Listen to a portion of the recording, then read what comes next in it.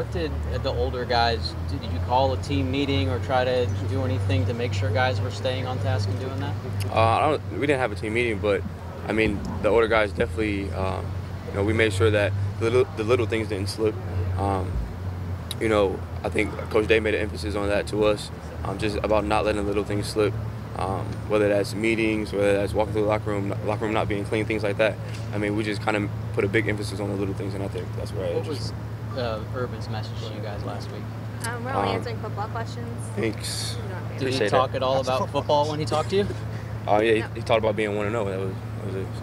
Any extra motivation to win for him? All right, cool. I'm sorry if you answered this earlier, but with having a new wide receivers coach, Brian Hartline, just what is your relationship with him right now? Because guys usually seem to have really good relationships with their position coaches in this program, and I was just wondering, he's obviously been in this town for about a year now. What's your guys' relationship with him? It's great. I think it's a perfect coach-player relationship. Obviously, it's still building. It's going to continue to build throughout the season, but it's definitely strong.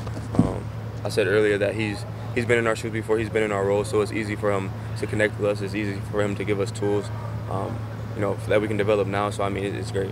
It seems like from what we saw on the practice field, it seems like he's very hands-on with you guys, very high energy. Is there any guy that you might compare him to?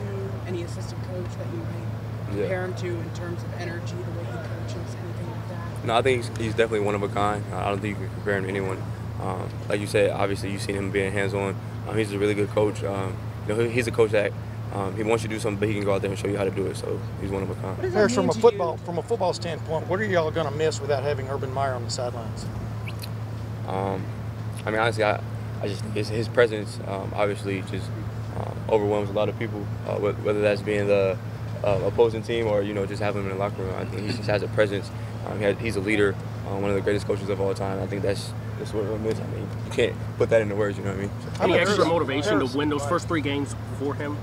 Definitely. I think us being a man down, not having him here, guys are missing him. Guys are excited to go out and play, and guys are excited to show what we have. And obviously, when he gets back, to have it on a good note when he gets back. So yeah, definitely. Hey Parris, I think the biggest thing that might have stood between you and you reaching your goals last year completely was ability to track downfield passes, go up and catch passes. Is that a fair assessment? Yeah, definitely. How does somebody work on going up and getting balls downfield? Yeah, well, I mean, I ain't gonna give away my secrets, but I definitely got some drills that I've been doing all season, even going into camp.